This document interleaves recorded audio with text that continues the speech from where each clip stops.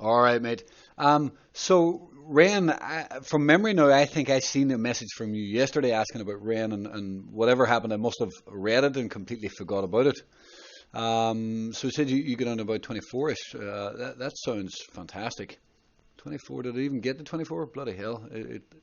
I think you got right on the lows. 10% bounce today. So you're saying you got on 24ish. Well, it worked out very well. It was done, obviously, very oversold.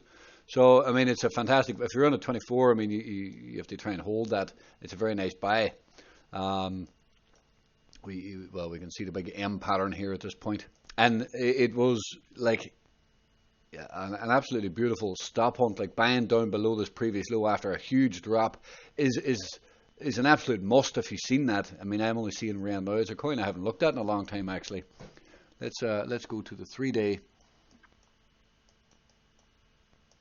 I'm just gonna, just for the sake of it, I'm gonna set another alarm here. I can't really. I need to zoom on. It's not giving me the right. Yeah, I just want to set alarm here. Now, I'm not saying it's definitely going to come back down and take this, but you can see in the past and over here, it's kind of got a history of stop hunting these major lows, and especially after a straight drop down. You can see a big straight drop down, you get a bounce, and then it rolls over again to new lows.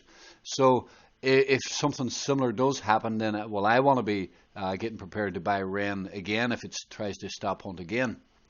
It may not do that. It may do something like we did here, with a huge drop, and you know, you catch that low and away it goes. It bounces and never takes out the lows again and goes. So if I were you, I would attempt to hold that, I think. It really depends what your goal is, of course, but obviously the goal is to make as much money as possible. But you can see this is a weekly stop hunt. That would be a 2-week stop hunt.